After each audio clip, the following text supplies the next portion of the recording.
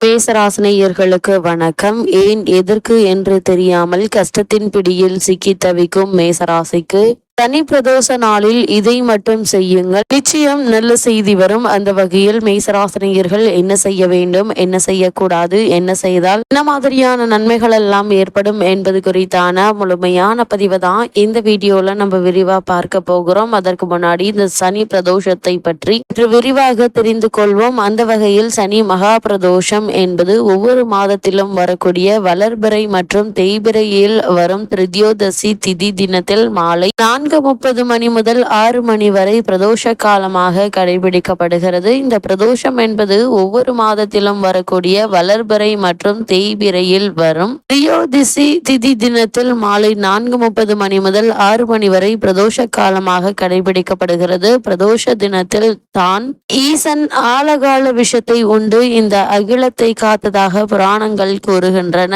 இதுவே திரியோதசி திதி சனிக்கிழமைகளில் வந்தால் அது சனி பிரதோஷமாக மேலும் சிறப்படைகிறது. பிரதோஷ காலமான மாலை 4:30 மணி முதல் 6 மணி வரை சிவாலயத்தில் வலம் வந்து தரிசித்தால் பல்வேறு புண்ணியங்கள் செய்த பலன்கள் கிடைக்கும். வசதி படைத்தவர்கள் நந்தி பகவானுக்கு அபிஷேக ஆராதனை செய்வது நல்லது. அது மட்டுமில்லாமல் தினமும் மாலை 3 முதல் 6 மணி வரையிலான நேரம் பிரதோஷ காலம் என்றே குறிப்பிடப்படுகிறது. இதற்கு நித்திய பிரதோஷம் என்ற பெயர். திரியோதசி துவங்கியதில் இருந்து உபவாசம் இருந்து சிவநாமங்களை ஜபித்து கொண்டிருக்க வேண்டும். அன்று மாலை சிவன் கோவிலுக்கு சென்று சிவ தரிசனம் செய்த பிறகு உணவு சாப்பிட்டு விரதத்தை முடிக்க வேண்டும். அது மட்டுமில்லாமல் இந்த பிரதோஷ விரதம் அப்படின்னா என்ன என்று பார்க்கும்போது, பிரதோஷ விரதம் சைவ மக்களால் கடைபிடிக்கப்படும் சிவவிரதங்களில் ஒன்று. இது ஒவ்வொரு மாதமும் வளர்பிறை தேய்பிறை ஆகிய 2 பட்சங்களிலும் வருகின்றன. திரியோதசி திதியில் சூரியன் மறைவதற்கு முன் 3:45 நாளிகையும் உள்ள பிரதோஷ காலத்திற்கு சிவபெருமானை குறித்து அனுஷ்டிக்கப்படும் விரதமாகும். அது மட்டுமில்லாமல் இந்த நாட்களில் அதிகாலை எழுந்து நீராடி சிவாலயம் சென்று வழிபட வேண்டும். அன்று முழுவதும் உணவின்றி உபவாசம் இருந்து திரைமுறைகளை படிக்க வேண்டும். பிரதோஷ நேரமான மாலை 4:30 மணிக்கு சிவாலயம் சென்று உள்ளம் உருகி 5 எழுத்து மந்திரமான நமச்சிவாய ஓதி வழிபட வேண்டும். அது மட்டுமில்லாமல் அந்த நாட்களில் அதிகாலை எழுந்து நீராடி சிவாலயம் சென்று வழிபடுவது மேலும் நற்பலன்களை உங்களுக்கு வாரி வழங்கும். இந்த பிரதோஷ நேரம் அப்படின்னா என்ன என்று பார்க்கும்போது, ஒவ்வொரு மாதமும் 13வது திதியாக வரும் திரியோதசி திதி மாலை 4:30 மணி முதல் 6 மணி வரையிலான 1.5 மணி நேரத்தை பிரதோஷ காலம் என்கின்றோம். இந்த நேரத்தில் சிவபெருமான் பார்வதி தேவியுடன் பூமிக்கு வந்து தன்னை வழிபடும் பக்தர்களுக்கு அவர்கள் வேண்டிய வரங்களை தந்து அருள் செய்வதாக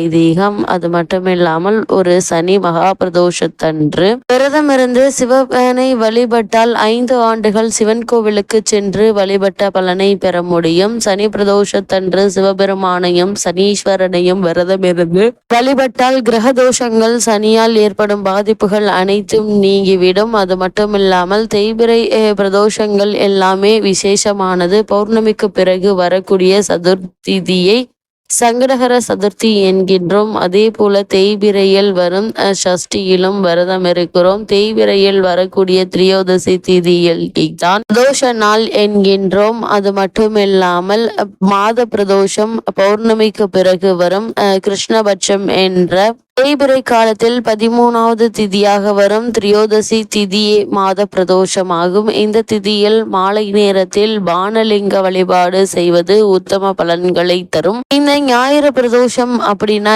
என்ன என்று பார்க்கும்போது, ஞாயிறு பிரதோஷம் சூரிய திசை நடப்பவர்கள் கண்டிப்பாக ஞாயிறு வரும் பிரதோஷத்திற்கு செல்ல வேண்டும்.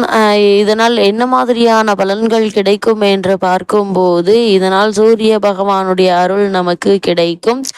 இந்த திசையினால் வரும் துன்பங்கள்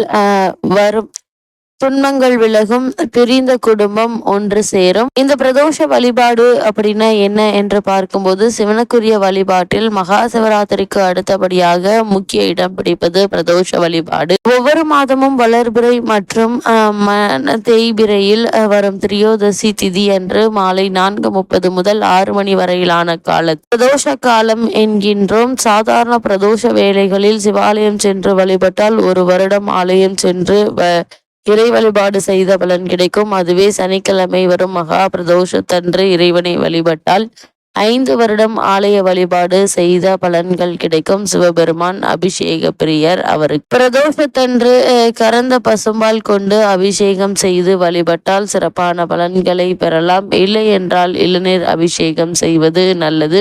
அதே போல இறைவன் இயற்கையை விரும்பக்கூடியவன். எனவே இயற்கையான வில்வ இலை அர்ச்சனையும் சிவபெருமானை மகிழ்ச்சி படுத்தும். இது தவிர தும்பப்பூ மாலை அணிவித்து பிரதோஷம் சிவனை வழிபட்டால் சகல தோஷங்களும் விலகும். பிரதோஷ தினத்தில் அதிகாலையில் நீராடி திருநீர் அணிந்து சிவநாமம் ஆன நமச்சிவாயா ஓதி உபவாசம் இருக்க வேண்டும். அன்று காலை முதல் பிரதோஷம் முடியும் வரை உணவு தவிர்த்து பிரதோஷ தரிசனம் முடித்து பிரசாதம் உண்டு விரதம் முடிக்க வேண்டும். பின்னர் இரவு உணவு சாப்பிடலாம். இப்படி 11 பிரதோஷங்கள் விரதம் இருந்து சிவனை வழிபட்டால் சிவன் அருள் கிடைக்கும். பிரதோஷ காலம் என்பது சூரியன் அஸ்தமனத்திற்கு முன் 3.25 நாளிகையுடன் சூரியன் அஸ்தமனத்திற்கு பின் 3.25 நாளிகையும் ஆகும். ஒரு நாளிகை என்பது 24 நிமிடங்கள். ஒரு மணிக்கு 2.5 நாளிகள் ஆக சரியாக மாலை 4 மணியிலிருந்து இரவு 7:30 வரை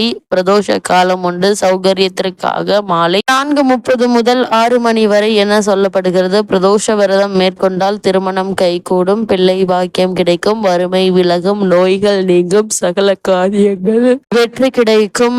அதே போல சகல சௌபாக்கியங்களையும் தரக்கூடியது இந்த பிரதோஷ விரதம். எல்லா தோஷங்களையும் போக்கக்கூடிய இந்த பிரதோஷ தினத்தில் விரதம் இருந்து சிவபெருமானை வழிபட்டு அனைத்து வித செல்வங்களையும் பெற்று நல்ல ஒரு முன்னேற்றம் ஏற்படும். இந்த பிறவி தோஷம் பிற தோஷங்களை போக்கக்கூடிய சித்தர்களின் சூட்சம வழிபாடு முறைக்கு பெயர்தான் இந்த பிரதோஷம். நெடுங்காலங்களுக்கு முன் சித்தர் மற்றும் வழிபாடு செய்து வந்தனர். அதன் பின்னர் சித்தர்கள் வழியில் ஆன்மீக நெறியாளர்கள் பின்பற்றி வந்தவர்களும் அதன் பின்னர் மிகவும் பிரபலமான சில ஆன்மீக பிரியர்கள் செய்து வந்தனர். தற்போது பிரதோஷத்தின் அருமையும் பெருமையும் அறிந்ததால் அனைத்து மக்களும் பிரதோஷத்திற்காக சிவாலயங்களை நோக்கி செல்கின்றனர். நாம் பிரதோஷ தினத்தில் சிவாலயத்திற்கு சென்று வழிபட்டால் வாழ்வில் இருக்கும் அனைத்து பாவங்களும் தோஷங்களும் காணாமல் போகும். நாம் உணர்ந்து வார்த்தைகள் எல்லாம் நாயகன் உரைக்கும் வார்த்தைகள் என்று என பெரியவர்கள் சொல்வார்கள். சோமவாரம் எனப்படும் திங்கட்கிழமையில் சிவ வழிபாடு செய்தால் மிகவும் விசேஷம். அதுவும் அன்று பிரதோஷம் வேறு வந்தால் அன்று சிவ பூஜையும் பிரதோஷ காலத்தில் சிவன் கோவிலில் வழிபாடும் செய்தால் பல கோடி புண்ணியத்தை தரவல்லது. குறிப்பாக ஜாதகத்தில் மதி சந்திரன்சி நல்ல நிலையில் இல்லாதவர்கள் சோமவார பிரதோஷம் அன்று சிவன் கோவில்களில் அர்ச்சனைக்கு வெல்வம் அளித்து வழிபடலாம். உங்கள் ஜாதகத்தில் உள்ள மதி மட்டுமல்ல, உங்கள் மதியும் புத்தியும் நன்றாக இருக்கும்.